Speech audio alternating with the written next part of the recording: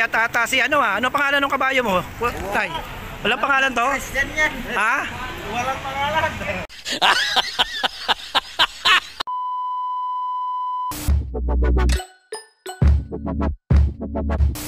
Welcome back sa Dinakis. Dito naman po ang inyong Daddy O para sa panibagong episode ng ating vlog.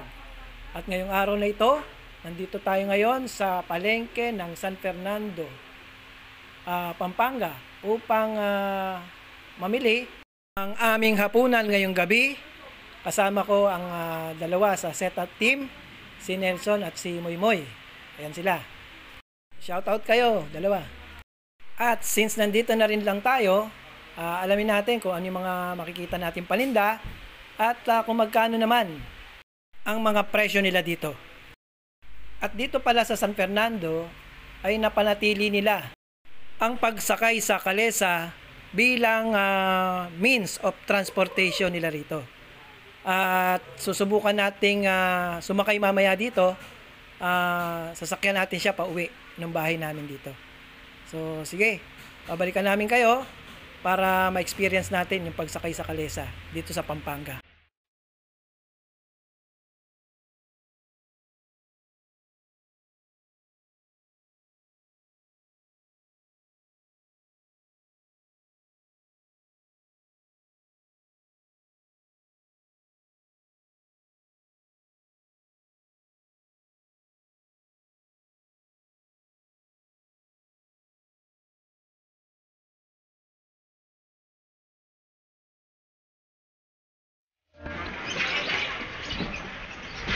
Magkano sa tilapia? Sa daan lang po yan.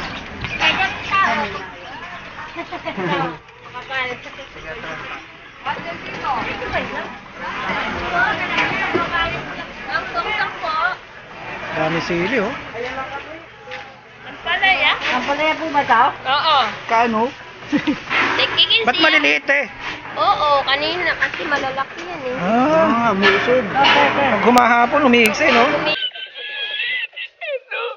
Kumikinsi na lang. At saka kumikinsi na lang. Kumikinsi na lang, 10. Kanina 20 eh. Sa sili mo, ilang magkano kilo? Ayun o, sumpok, 20. Sumpok 20 oh. Gusto mo? Mura. Bigyan kita? Dami ba? Oh. Dami rito oh. Sariwang gulay.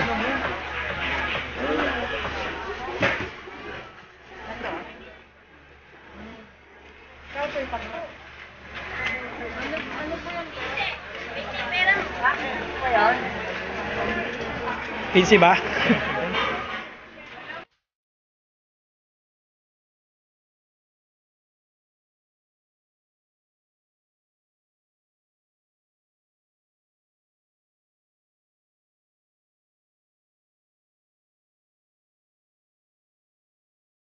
Tinapa oh. Ba't kulay dilaw?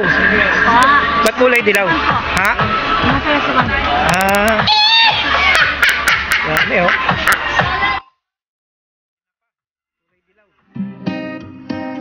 Ito, ano to? Ano to, te? Daing na tosino? Magkano kilo?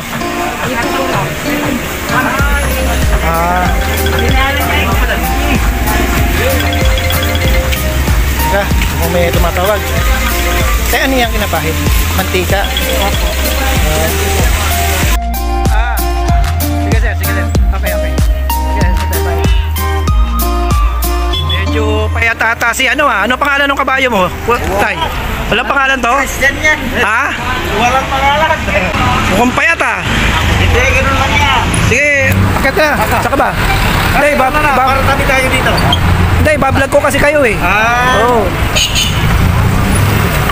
First time ko kasi makakasakay ng ng kalesa. Oo. Kaya ano ko sa vlog ko. Hey! Hilang pala siya, hey! So pagka liliko tayo sa kanan, kabigin mo to. Yung sali. Okay. Pagkakanan, ito. Ayun. Pagkaliwa, ito. Pag diretso, pantay lang. Ayun. Hey! Hey! Ganun lang pala siya, no? Ilang taon na kayo nagkakalesa, tay? Siguro mga 15 years. 15 years? Ito na talaga yung Pero, hanap buhay nyo. Oo.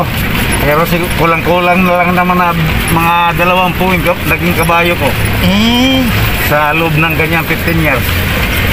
Pero ilan yung kabayo mo? Isa lang. Ito lang. Nung nangangalisa yung mga anak ko, 3. Oh, 4 yung kabayo ko. okay. 4 yung kalisa.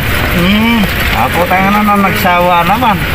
Halos sabay-sabay sila tumigil. Ito ba ang ano ng dito sa San Fernando, Calesa? Oo, ito talaga yung ano. Oo, no, buti No. na maintain ano. Oo, kaya lang ngayon kukunti na lang kami. Konti na lang. Noon, mahigit 200 kami. Dito? Oo, ngayon mahigit 30 na lang. Yung matatanda na kasi halos Tanda wala na kutsero, sila. mga nangamatay na. Oo. Tapos wala silang anak na dapat Pagmamanahan, oo. Pagbibili nila. Oo. Pagbibili, yung bibili hindi naman taga rito. Oo. Pag-display lang sa mga resort. Ay wala nang gumagawa ngayon. Oo nga. Pero magkano naman ang kinikita sa isang araw? Conforme, 6 na oras lang kasi ito eh. 6 na oras. Bakit? Kailangan magpahinga yung kabayo? Oo, hindi mo pwedeng panay isasagat. Nawawala sila ng ganang kumain, parang na-over patig din. Okay. So 6 na oras lang 6 siya. na oras, may siya nakaka 500, sobra, 400. Mga. Sa 6 na oras na yun. Oo.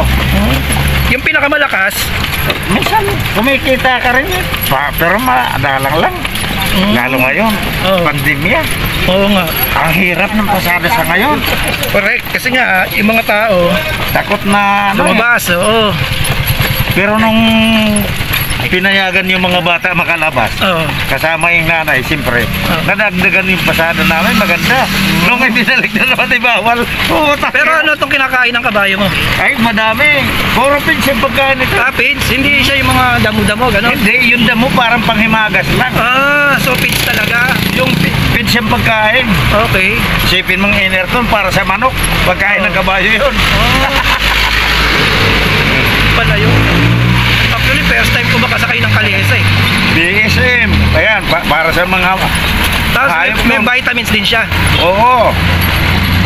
Paindikan mo pa ito. Ano to, lalaki? Babae. Babae. Ilang taon na to? Ay, pinakamatanda daw ito. Sabi nung binilang ko. Pinakamatanda daw yata ito dito sa buong San Fernando. Talaga? Pero masipag, hindi na kailangan paluin. Pag pinalo mo, Kakaripas. baka hindi na naipigil. O, sumpungin pa naman ako ng arthritis.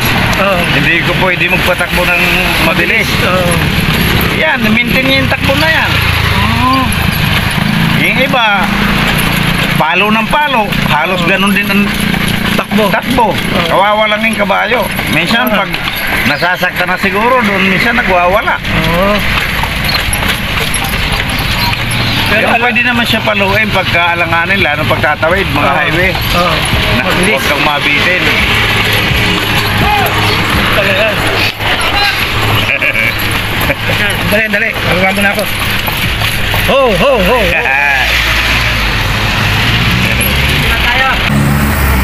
Kuya, salamat. Oh, sige. Dito pa yung...